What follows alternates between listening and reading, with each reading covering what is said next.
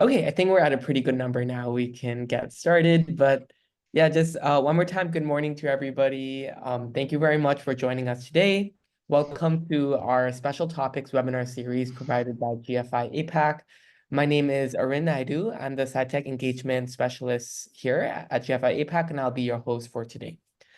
So the series is titled AI Technologies in Alternative Protein Development and will feature two lectures provided by CSIRO, the Commonwealth Scientific and Industrial Research Organization, as well as Dassault Systems, respectively. So the focus of the talks will be on the utilization of AI technologies in alt protein development, a very hot topic right now, as you all know. Each session will provide valuable insights in the application of AI in developing novel foods, addressing bottlenecks, and fostering collaborations within the industry. Our part one lecture is titled The Potential of AI in Complementary Protein Development, and will feature guest speakers from CSIRO. We have Dr. Xavier Sorrell and Darren Gardiner here today. Darren is the principal research consultant with CSIRO Ag and Food and part of CSIRO's Food Innovation Group, focusing on growing the Australian agri-food innovation system, working with industry, research, and government. He has worked in the dairy industry for over 20 years, with more than 10 years in R&D, with particular experience in powder and processing technology. He's also been involved in a number of successful product launches, including industrial dairy ingredients, FMCG products, and infant formulas. Darren has an MBA and Bachelor of Science from RMIT and a diploma in dairy technology from the University of Melbourne. Dr. Xavier Sorrell is a senior research scientist and agriculture engineer based in Canberra, Australia. He holds a PhD in plant science and master's degrees in statistical genetics and agricultural engineering. Dr. Sorrell's expertise spans phenomics, genetics, physiology, and statistics enhanced by current training in artificial intelligence and large language models. He's held pivotal leadership roles, including the director of Australian Plant Phenomics Facility and vice chair and founding member of the International Plant Phenomics Network. Currently, Dr. Sorrell leads the Predictive Analytics for Next Generation Plant Protein Ingredients project under the AI for Mission initiative. This project aims to exploit varietal difference in crops to develop plant-based ingredients with specific techno-functional properties for product reformulation and new product sustainable development. Driven by his passion for the nexus of plant science, technology, and agricultural sustainability, Dr. Sorrell effectively orchestrates interdisciplinary teams. His approach combines domain expertise with advanced computational tools and statistical models to address challenges in plant adaptability and sustainability. His role as facilitator of innovative ideas as a connector across domains is frequently showcased at international conferences, demonstrating his commitment to advancing integrated scientific solutions. Today, they'll cover how AI is speeding up the translation of benchtop research to pilot scale and reducing off flavors in plant-based foods, leveraging extensive data set analysis and predictive models for flavor enhancement. And it is my great pleasure to have our distinguished speaker today. Before I hand it off to our speakers, I would just like to make a quick announcement that the Bezos Earth Fund has recently announced a multi-year $100 million AI for Climate and Nature Grand Challenge. Through this grand challenge and call for proposals, the Bezos Earth Fund is looking to work with scientists, researchers, innovators, and research institutions to help unlock AI solutions for actors addressing climate change and climate issues on the ground. And just briefly, today's seminars will run for about an hour with 15 minutes at the end for Q&A. So please feel free to, at the bottom of the screen, you'll see the chat and Q&A buttons. We encourage you to use the chat function to introduce yourselves to other participants, and also use this to use the Q&A window to direct your questions directly to our speakers today. In the Q&A section, you'll have the option to upvote your questions you would like to be answered so we can prioritize those that are most relevant. With that, I'll hand it to our speakers, and I believe for today, we'll start with Darren. Yeah, thank you very much. Thank you very much, Aaron.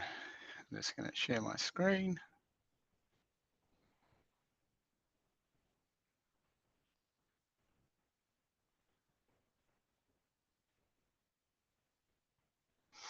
and hopefully I am sharing the right screen.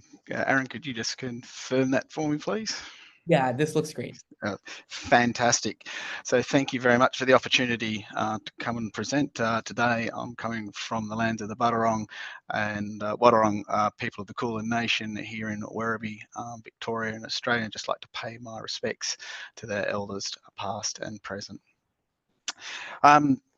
So I'm talking on about a case study of how the application of AI could reduce the development time for plant protein isolates, and I'm actually using a real life case study. And full disclosure, at the moment, CSIRO is not using AI to develop processes or products post farm gate that I'm aware of in the food space. But this is really a look at how, using this case of the development of fava bean, AI could have actually helped speed up that process. And it's, like I said, it's a real life case and of the development of a fava bean isolate by Australian Plant Proteins, and I saw their director Phil McFarlane as one of the audience members. So I need to make sure that I keep everything straight and not blur facts. But it was a really enjoyable trial and experiments, and I've spoken with APP about using this, and they're very happy to use it as an example. So just before I begin, just some basic terminology around the AI, ML, and deep learning. There are some terms here up on the screen, and sometimes they become interchangeable, but machine learning and deep learning are all subsets of artificial intelligence, and their dependency on data varies. So in AI, it's quite diverse with data as potential, but it's not mandatory fuel. Machine learning relies on data, leveraging it for continual training and improvement, where deep learning demands copious amounts of data for effective training and abstraction. So let's actually dive straight into the process. And this started out in 2017, and it's a very simplified version of what's going on. So I'm not going to be talking specific details, but it's just in a pictorial way of just showing the process that we started out with. And this is APP's process. They utilised our pilot plant to do it. And I guess this is that translation from an idea or a lab to the pilot plant. And this is what the process that we went through. After the first run, the protein content in the final powder was lower than expected, and I guess the question was, well, if we look at AI, how could this have predicted this or even prevented this? And if you look at where AI is at the moment, we could have looked at the raw ingredients coming in, what goes in should come out, but probably in this particular case, more a monitoring of the process. So if we think about, well, what data would need to produce a protein-rich product, probably the collection of data around the particle size, density, and even the concentration. By understanding where at each point in the process those parameters were, might have helped us understand why the protein content wasn't where we expected it to be. Well, if we move through to 2019, and this is representing what the final process turned out to be, we actually got well over 80% protein in the final product. And when I thought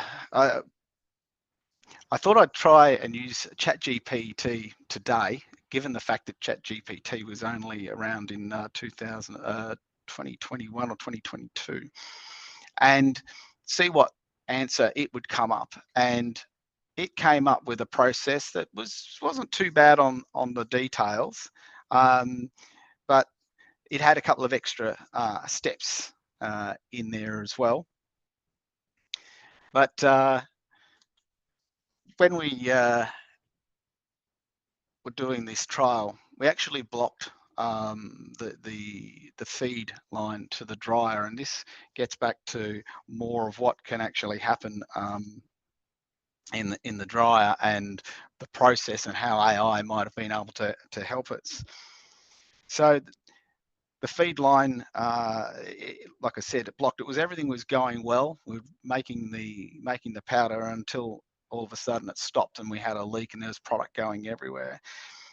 So using AI, we would have been able to determine the correct balance between temperature, time, and concentration. So at this time, we've got a liquid feeding the dryer to convert it to a powder to remove the water, and we've got these interactions going. And this is where the real power of AI could be used. So data from the protein content, the type of proteins. There's different types of proteins within the fava bean. The other components, how much fiber, carbohydrate, lipid was in there, what sort of those chemical and chemistry reactions that are taking place with heat, with time, with concentration, and the viscosity. And by collecting the data via sensors and instruments in line, combined with deep learning and machine learning, the process would have been able to identify when that blocking was going to occur, but also if it was connected back into the deeper process, it would have been able to control that process and allow it and prevent it from actually happening.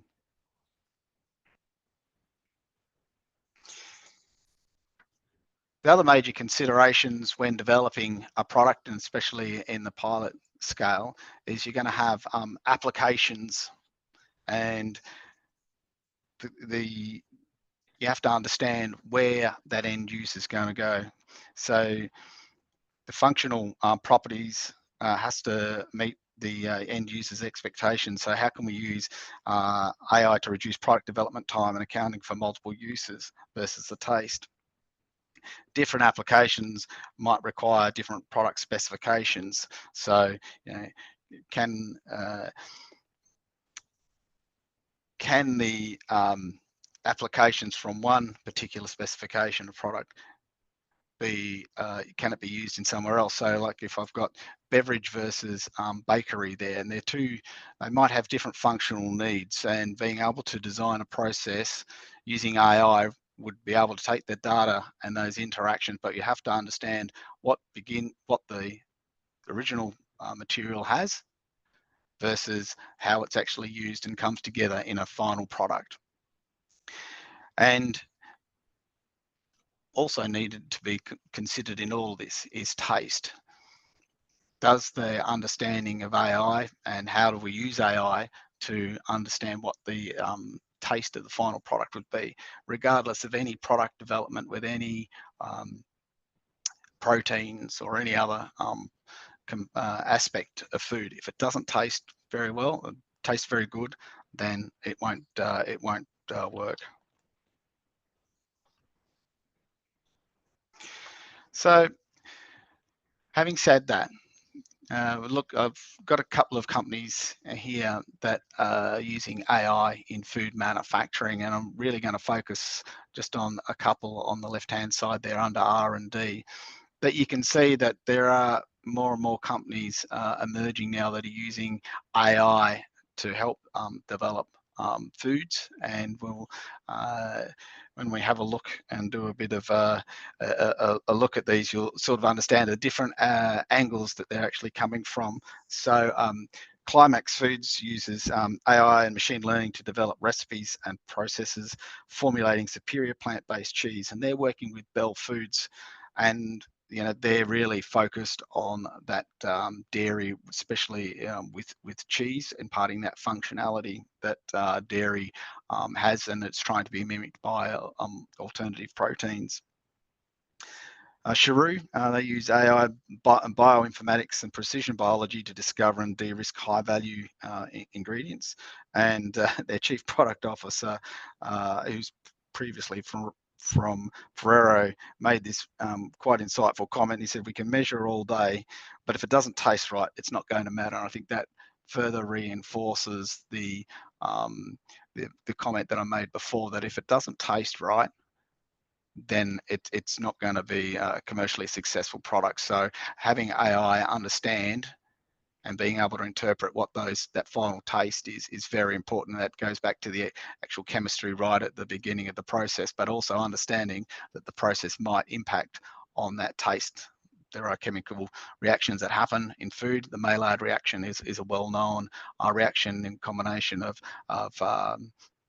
carbohydrates and amino acid in combination with heat produces the Maillard reaction and a browning effect, and that may or may not be desired in the final product.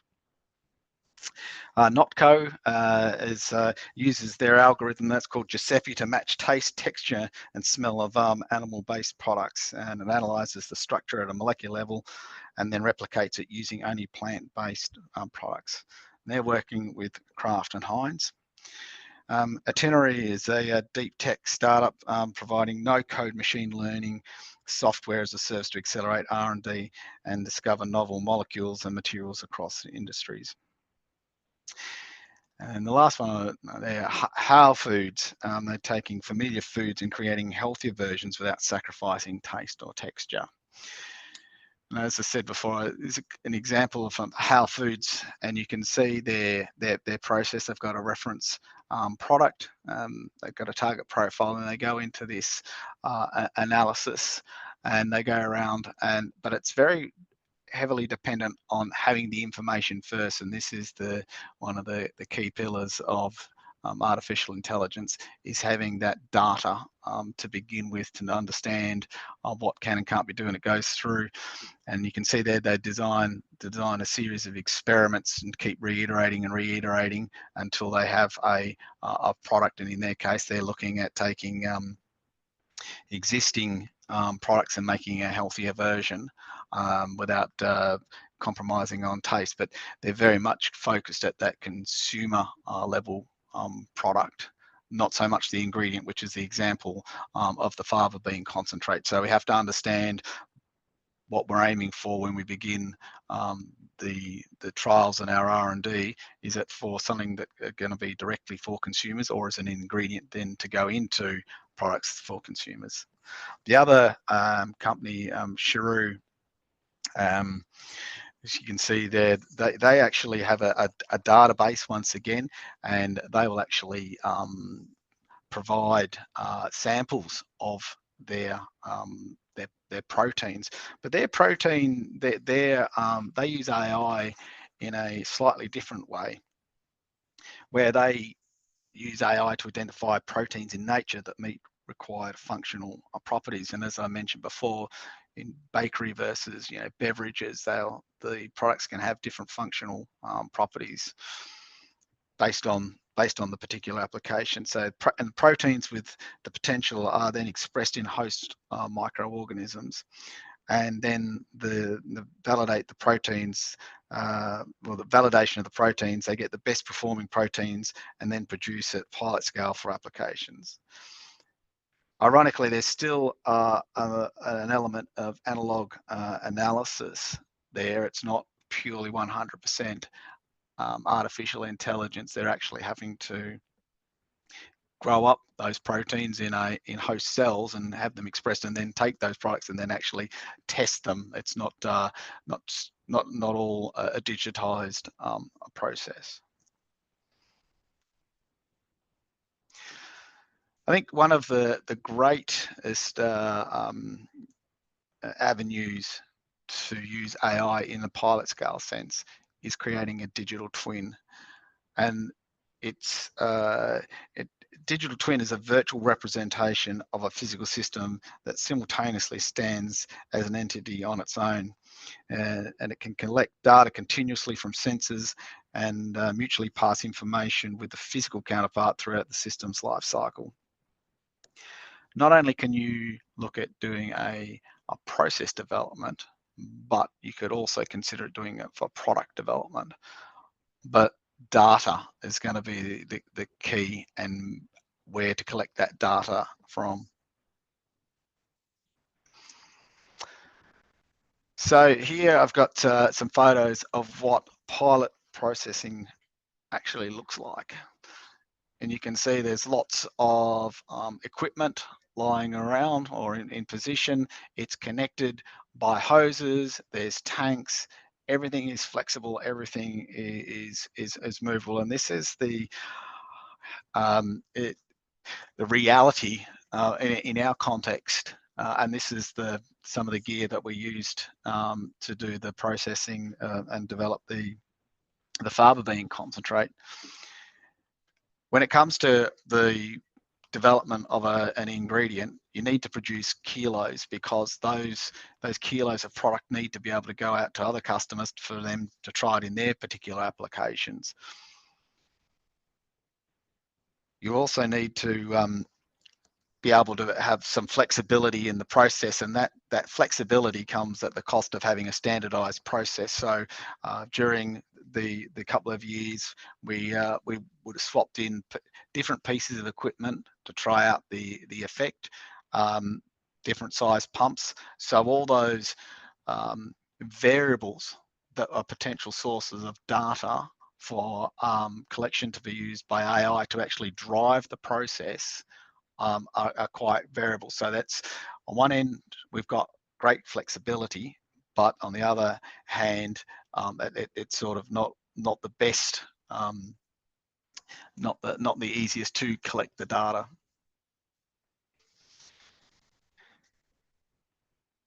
If we look at hurdles to overcome with using AI, especially in the pilot plant sense, there's a large amount of data, of getting access to that sort of data, and not only is the volume of the data incredibly large, but it's also the quality and the format of the data. Working with the current data systems, are they compatible? Linking manufacturing data to properties of product quality. So those interactions. So when I mentioned before about the pilot plant and the flexibility, because it is a bespoke process that we've developed for this particular project, collecting that data and actually relating it back to the quality, we have to have some very defined parameters on which we would need to collect that information to be able to then say this is going to produce the outcome that we would like to see. The availability of technical expertise, we're into a very new area here, and understanding right from the raw ingredient and the chemistry and the analysis of those proteins and the way they function individually and with each other, with other components, like I mentioned, the fat, the carbohydrates, etc., and how they'll work in a system, then through a process with different operating variables. That's sort of a wide breadth of information, and the expertise there's still a big gap in the market for people that have that expertise. The other major consideration and a hurdle to overcome, especially at the pilot scale, is the capital cost, sensors, data collection, and infrastructure. Unfortunately, we don't have those sensors in our current equipment, and when we look at the cost to do that, it would be somewhat cost prohibitive. But with we have got some newer equipment, which is what they call Industry 4.0 ready, and that enables us to talk to other pieces of equipment and actually control the system remotely, and it does collect that sort of data, but that's only one piece of equipment out of a wide range of equipment that we have available to develop products here in our pilot plant. I need to acknowledge the core AI team from the food program. There's Dr. Jordan Panels, who I actually did take some slides from, Dr. Kai Kanotza, Peter Watkins, and Philip Janikieski, and they've been working to put a roadmap together for CSIRO and for the food program, and their aims to build internal capabilities and support the food industry. They're going to internally consult to identify low-hanging fruit for AI, and this might be one of those, despite the fact I just mentioned the high cost there. And then they're planning to go out and consult with industry from July this year, and see how we can actually collaborate with industry to adopt AI to actually improve and speed up the processes. Thank you.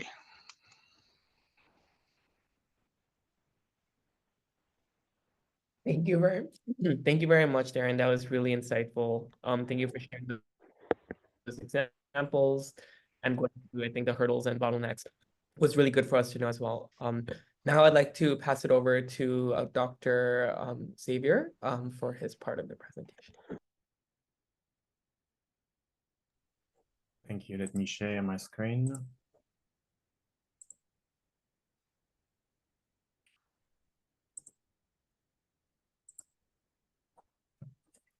Can you confirm that you can see my screen?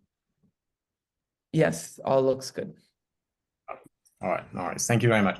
So I'd like to begin by acknowledging the Ngarigo people as the traditional owners of the land that I'm giving this presentation from today, and pay my respect to their elders past and present.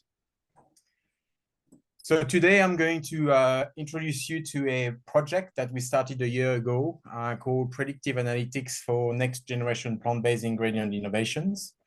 And this is part of, as Erin mentioned before, the Artificial Intelligence for Missions program within CSIRO. It's a large project. We've got around 30 people involved in this project, and you will get the detail of that team on my conclusion slide. So to start, let me start by basically examining the project context through the lens of the value chain in Australia for pulses in particular. I'm just going to take my laser pointer to just, can you see the laser pointer? All right, yeah. Thank you, Darren. Yeah. So essentially, farmers grow seeds that have been developed through a process of research and development. Those seeds might have a range of quality attributes or a range of agronomical characteristics so that the seeds can be grown in specific environment and maybe also be resistant to particular disease. Farmers grow those, and in Australia, most of that seed is delivered to aggregators. And those aggregators in the country are in charge of export.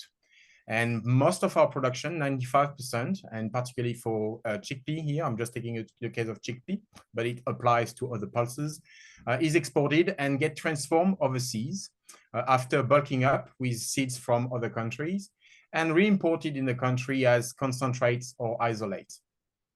Those concentrate and isolates are then being used by food and beverage manufacturers to make a range of products, and eventually those products reach the consumer through a range of retailers.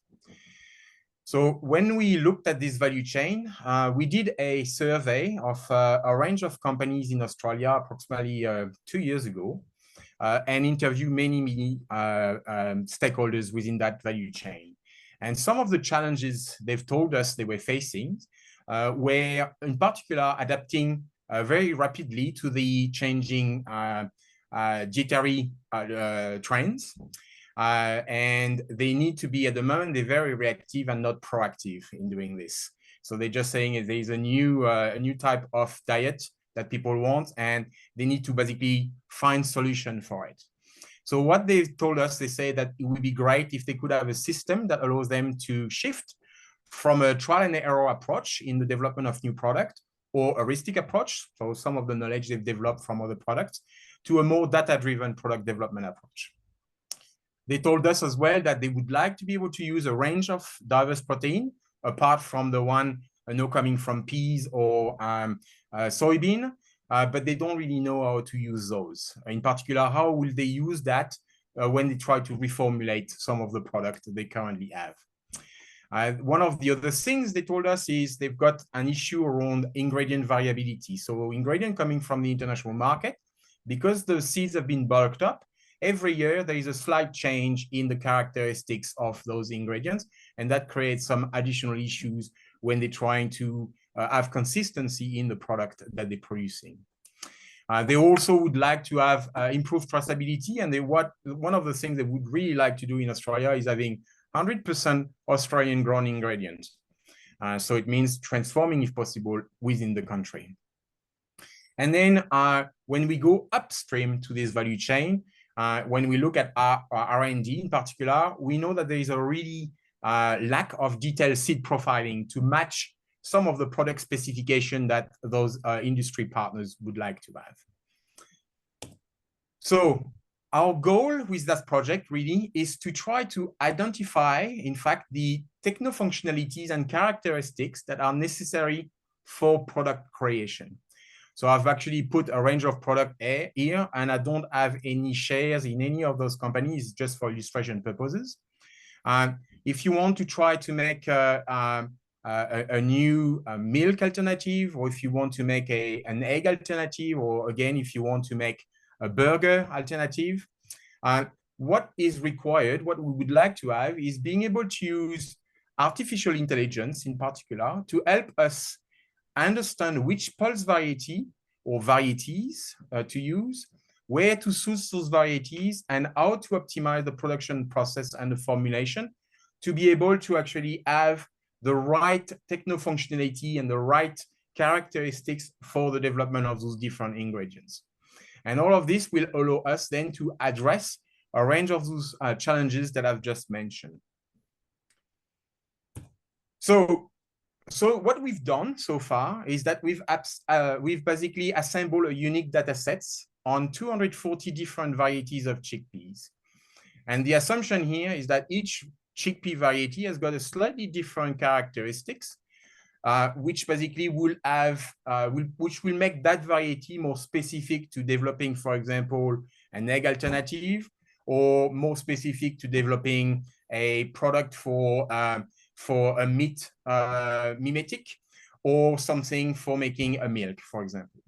And so on those 240 varieties, we've already collected a huge amount of data from genomics data, transcriptomics data, proteomics data, 3D protein structure, composition of all of those different varieties in terms of lipid content, in terms of starches, in terms of protein content, minerals, lipidomics. So we have the full variation of lipid content in these, and these are pretty important because when they oxidize, they usually generate of flavors. And then some techno-functionalities of those flowers. So this is, some of the data sets are not complete yet because, as I say, we only started a year ago, but it's actually coming along. Obviously, variety trials as well. So we've got a range of data about how they perform within the country. And to exploit that data, we've basically divided the project in a range of work packages. Each of the work package focus on the development of a different AI model. Primarily neural network models, so deep learning, and Darren mentioned what deep learning was. So it's a subset of machine learning, which itself is a subset of artificial intelligence. And so, and we've chosen this, so neural network in particular involves algorithms that are inspired by the structure and the function of our brains, which is in this case known as an artificial neural network because it's in a computer. And those networks, when we build them, they're designed to recognize patterns and learn from large amount of data. So through all of those different work packages, and there is one missing here, which is around the optimization of processes in particular, but Darren mentioned that. That's because we're lacking some of the capability at the moment. but we're trying to address this within CSIRO. And so each of those work package allows you to develop, to basically create value in the industry across those different value creation that I've listed here. So it also obviously increased our research efficiency by having those AI models. It allows us to do more research. But from an industry perspective and how we translate that, it will actually create value for farmers. It will create values for consumer packaged good industry, for example, to know where to source their crop, to know which flavor profile to use. Also, aggregators, they will know the quality of the seeds at harvest. So before even growing the crop, or as the crop is growing, we'll be able to predict that quality. So I've realized, and I'm just going to do a brief note on artificial intelligence model, because through discussion with industry leaders, and I have had one again on Friday, I've noticed that there is a significant lack of understanding really regarding AI models and what they are. So neural networks have the capability to learn almost anything because they are universal function approximators. So neural network, it's just mathematics, all right? So it's not like an intelligence system, it's just mathematics, it's a model. So why is that significant? So everything from the sound of my voice, for example, reaching your eardrum, to the light hitting your eyeball, can be explained through function. So function is very important. Fundamentally, the world can be represented by number and the relationship between them. These relationships, known as functions, enable us to understand, to model, and to predict the world, okay? And that's what basically neural networks are trying to do. They're trying to generate those functions that are unknown. So in essence, functions are like input-output machine that define relationship between numbers. They take an input, so a set of number, in this X, and produce a corresponding output set, in this case, Y, while the function itself defines the relationship between those numbers. So if I take a sin A function, a concrete example with this function, as you can see, the function defines the relationship. So that shape is the function. It defines the relationship between X and Y. All right. So the specific problem that neural networks address is approximating a function when it is unknown. So here, obviously, it's a very trivial trivial case where we already know the function. But when it's very complex and unknown, the neural network is really trying to approximate that function. And so I'm just going to show you, if I can press the value, sorry, I've got to play this. Is it playing? Yes. So the goal is to approximate a function that fits this data points and that can accurately predict the output from the input that are not in the data set. So as you can see here, that was just a sample of that first curve. And there is holes in between. So here is actually what you've seen here with this line. It's actually a real neural network that is learning the pattern that you can see in that data. So the method is generalizable, allowing the neural network to fit any data and construct any function, making it what we call a universal function approximator. And due to this capability, neural network can learn almost anything. So you just need an X, a function, and you will get an output. So if you get X and Y, you can actually approximate the function that relate the two together. So the network itself, this function that I mentioned before, I had the sin AX, here is a neural network. So the neural network itself is the function. It's an approximation of an unknown target function. In the example that I've got here, and I will go into detail because we've implemented that, we aim to predict essentially the yield of our crops, the protein content of those crops, and the disease susceptibility of these crops. And this is from a range of variables that we've collected, both in public and private domain, around the quality of the soil, the weather data information that we have, the location information, obviously, because if you grow a crop in the north of Australia and the south of Australia, you will get very different results. So that specific neural network here is called a connected feed-forward network, but it's irrelevant. There is a range of architecture. I'm just showing you that every single dot is connected to each other. That's it. That's what it means. So the overall function comprises numerous simple functions. So if I take just one little input here, I will have essentially those three features that are linked together to a layer inside that neural network, which basically combine the information from those three inputs. And then through a function, another function, we can actually trigger or not that neuron to actually send the information to the next node. All right, so the system is basically doing this. This is a very simple network that I've got here. And a real network, the one I'm going to talk about, are much, much bigger than that. So, and each input here is multiplied by a corresponding weight mathematically and summed together along with an additional weight, which is called a bias. And that allows you to basically predict or estimate very nonlinear function.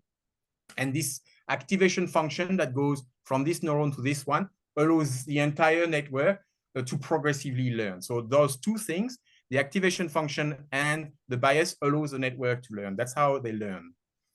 All right. So just finished now on this AI aspects. I think it was important because it's just mathematics. So as I've mentioned, networks are designed to recognize patterns and learn from large amount of data. So how do we get that data? So in CSIRO, we've actually created a system called Magda, which allows us to basically connect external data and local data together. So the external data stay where they are, but we can actually bring them back into the same environment. And this system is actually being used already by our Commonwealth government departments to actually provide that data to the rest of the community.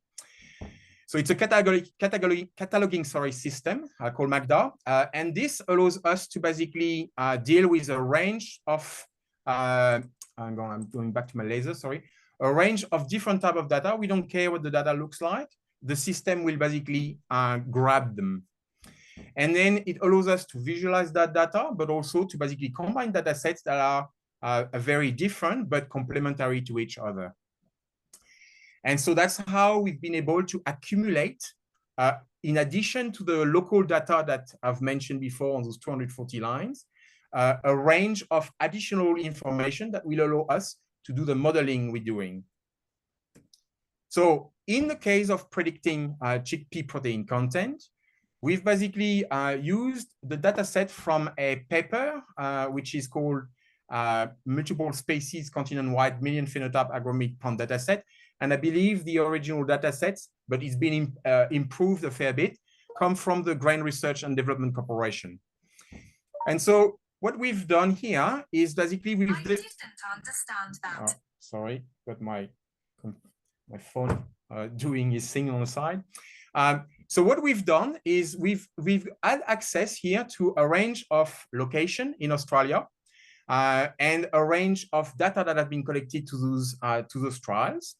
And we have increased the data set, so our features, by almost 8,000 different variables, from satellite data that we have, from weather information that we have, et cetera, et cetera.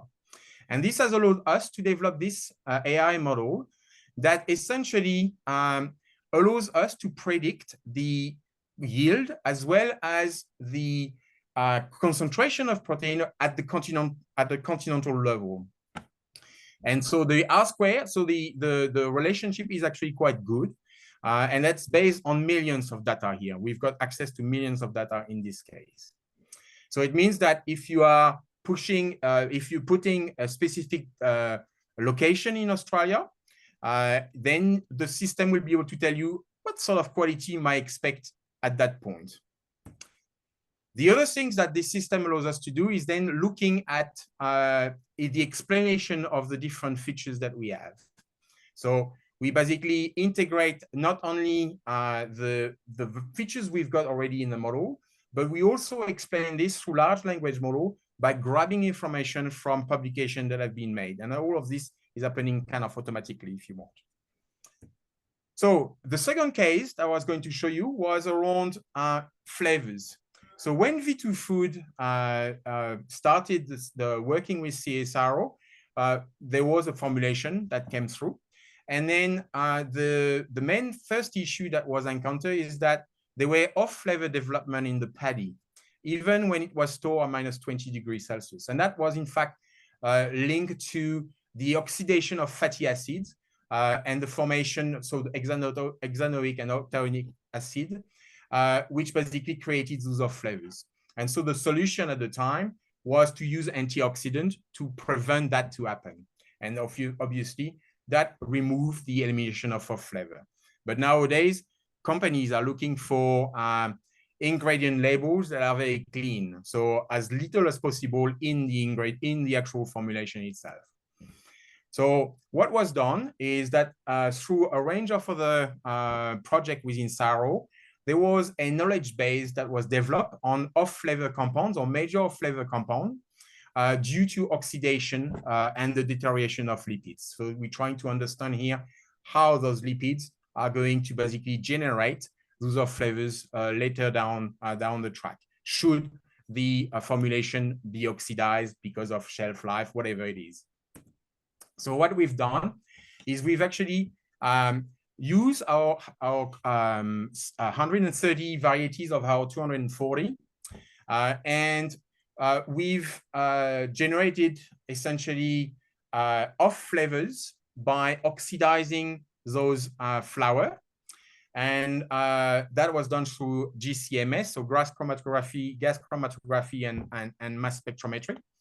And then we've used the compound through the, we've pushed those chemicals through an AI model that Google developed, which essentially predict flavors from those chemical compounds.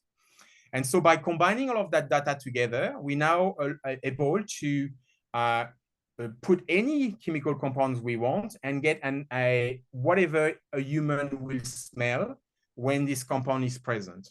So at the moment, what we're doing is we haven't finished, and that's why I wanted to present today, but I had to change slightly because we haven't finished the GCMS analysis yet.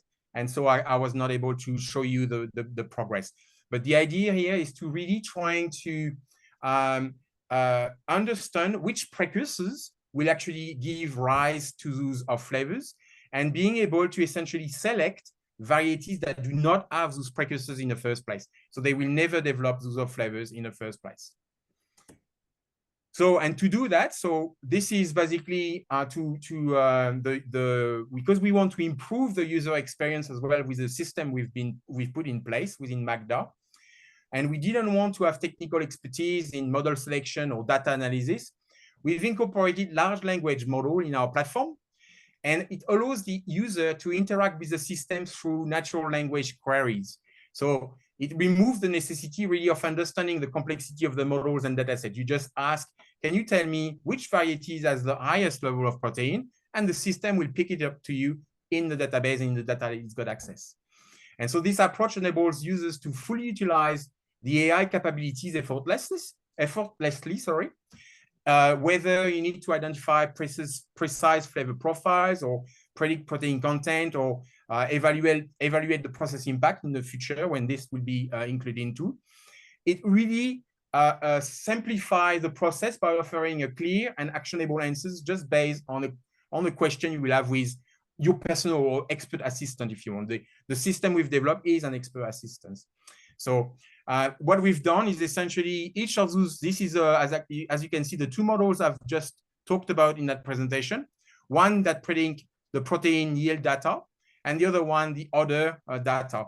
And through the system, so this is you here, asking the system, can you tell me which variety will have no off flavors, for example, and if I wanted those specific techno functionalities in the future, where should I source that variety in Australia, and which variety or combination of variety will give me that techno functionality? So I'll leave it there. So this is the team. So it's a big effort. We've got multiple 6 working teams, each are responsible for one of those work packages of 30 people. And we're currently looking at expanding the work by combining with other research institutions, in particular in France and in the US, to try to see if we can go even deeper in some of those areas. So thanks a lot for your attention, and I look forward to answering questions if you have any. Thank you. Thank you very much, Dr. Xavier. I think it was really great to get more insights into the predictive analytics for next generation plant protein ingredients project and just the AI formation initiative overall. And yeah, I think it was really cool to get a deeper understanding of how neural networks work, and then actually see how you're applying that in Magda and in these different odor and flavor projects that you mentioned. Yeah, and again, I think both of your talks really complemented each other really well and gave us like much more deeper understanding about how AI technologies can be used. So now we'll start with we have about 8 minutes left, but we'll go over some of the questions that we have. And for the audience, please feel free to keep adding more. Maybe one quick question to just get us started. We talk a lot about like maybe timeline and costs and barriers for development of these technologies, but a question for both of you would be, one, how long did it take for the Magda or the neural network technologies that you're working on? How long did it take for all of that to kind of come to fruition to where it is right now? And then complementing that for Darren, you talked about like the cost with AI technologies and like sensors and stuff. Do you foresee these costs going down over the next 5 to 10 years? Yeah, we can start with Dr. Searle. Yeah. Okay, so in terms of the time, so we've tried to leverage as much as possible what was already there. So essentially, before the project started, I did a survey of our capabilities across CSIRO, and we identified Magda as a potential system to actually collect the data. The thing that is the most expensive is the data, really. The data is your currency. And if you can actually, so generating new data is very expensive. So if you can, in the first place, try to identify data sets that are already there, there is enough metadata information around it so that it can be integrated with other data sets, that will accelerate the development of any of the models. If not, then you will need to basically be prepared to invest significantly to create that data.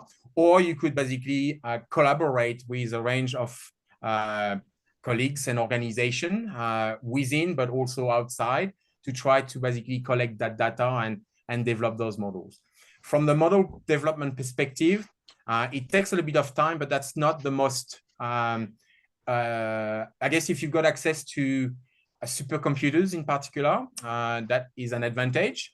If you don't, you'll be limited probably in how much you can, how long it will take for the training. And you will need basically a team of experts just to develop that initial foundational model.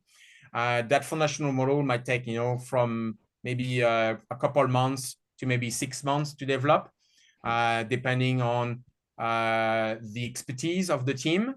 And probably the most important thing here is the type of neural network you need to use. There is a range of neural network. There is a range of hidden layers that you have to put. All of this need to be optimized. And so there is a lot of try and error to find out which model is the most appropriate for the specific function you want to identify. And I leave Darren talk about the rest about cost and so on as well.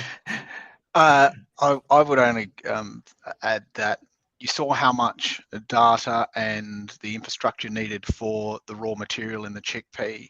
You're going to need that and a whole lot more from the processing. And then because we're in a pilot plant environment, everything is flexible. One day we might be doing, fava bean. The next we might be doing a completely different product. That might be another plant-based protein. It might be a fiber extract. It might be an animal-derived product. But understanding all those interactions, so we understand like the growing conditions, etc. But then I talked about the functionality, the bakery, like you might want water absorption. But if the product's going into a beverage, say a shelf-stable beverage, if I think for coffee in Australia, it's a big one. You're going to need to understand what are those interactions. You've got pH as a factor of the coffee in there, stability, how well is it going to go over a 6-month shelf life? Does it froth? Does it hold the foam? And the texture as well. Understanding all those interactions at a molecular level, all the way through the processing. One thing I've neglected to say, that when I put the process into ChatGPT, it gave me not a bad process. There's a couple of differences, but it sort of said, it was very high level. It didn't go down to the detail, and the detail actually matters. It said, oh, you could dry it either using a freeze dryer or a spray dryer. Well, there's a big difference between those two technologies, namely cost. And in a commercial sense, where you're selling an ingredient, you need efficiency, etc. So a spray dryer is going to be the technology of choice. But having the AI understand that, now I'm sure it's just a matter of time, but as Xavier said, there's so much data that needs to go on, and in a pilot plant scale, you sort of, it needs to be flexible as well. And I think the trade-offs in flexibility versus having a rigid one in our environment, we're better off to have that flexibility. But for APP, in their production sense, because they now have a process that's established, now thinking about how you could take that data and actually apply it to their actual process. And that's why I mentioned about the digital twin, because you can combine the data that you're generating with real-time data and actually sort of mimic. And I think that's probably where, from a process and product development, it's an exciting future. Yeah, and yeah, definitely very interested in the digital twin concept. I know I'll personally be reading up more about that. And maybe from what you're saying, one thing I really foresee also is the maybe development of like sensor technologies and making sure we're getting quality data, being able to filter through that will kind of grow as the AI technology field. They'll kind of go hand in hand. Maybe we'll try to squeeze 1 or 2 more questions in really quickly, but I think one thing which is coming up a lot is on technical expertise for using AI, or if you're a food scientist wanting to get more in AI, what type of talent is really needed to develop this field within the food science? Do we need process engineers to pick up data skills, or do we need data scientists to come up and understand more about food and ag processing? Yeah. All of the above. It's we've got quite a diverse range of skilled people here, and there has been that crossover. So engineers going and understanding data and how to use that data, and chemists also going over, and then data scientists also then becoming familiar with the chemistry and processing technology. Mm-hmm. I guess experience is spending time in a particular area of focus and bringing that learned knowledge that and applying it in with experience is probably going to be a key area there. If for me, I think it's just like a more of an interest perspective. So if the person is interested in learning AI, yeah, please do learn it. I think it's great. It's really fantastic. It's all, it's mass, so it's great. But in terms of how I see the future is more about someone with the domain knowledge, who basically will interact with data teams, people that know how to implement those foundational model, because it's a science in itself. So it's not like something simple. Obviously, if you get a model, anything you put in, you will get an output, but doesn't mean that it's right. So the thing is, the bit in the middle, this function, the way of developing this function, requires people with the exact skill in that domain. But those people in that domain don't have the domain knowledge. So they've got this AI domain knowledge, but they don't have the food domain knowledge, and they need to be guided a little bit. So to me, it's really an association between those different groups. And I don't believe that someone will be able to do the whole lot. It's quite a lot asking that. You know, if you're an AI food engineer, you're an AI food engineer. Yes, have some a go at learning AI, or at least understanding a little bit the basics. But maybe and if you've got the time, just do another degree in AI. But I'm just saying, just combine the skills, your skills, the skills of this food engineer with the skills of someone that is really good in doing AI and implementation of AI. No, yeah, thank you very much for those answers. We have a lot of really great questions, but we're already running over time. Maybe what I can do is I can send the questions to our speakers after, and yeah, get your thoughts on it there. But I think yeah, at this point I'd like to conclude our talk. Firstly, I just want to say thank you so much to both Darren and Dr. CSIRO. Those were really insightful conversations. I know it's on top of all of our minds, and I think you gave us a lot to like think and learn about. And I know I will for sure be rewatching this webinar on YouTube later when it's uploaded to make sure I yeah, got all the material understood. So thank you very much for your time. And to everybody in the audience, thank you for attending today. We hope to see you at part 2 called Transforming the Food Industry for a Greener Future, Leveraging Deep Learning and AI, featuring Dr.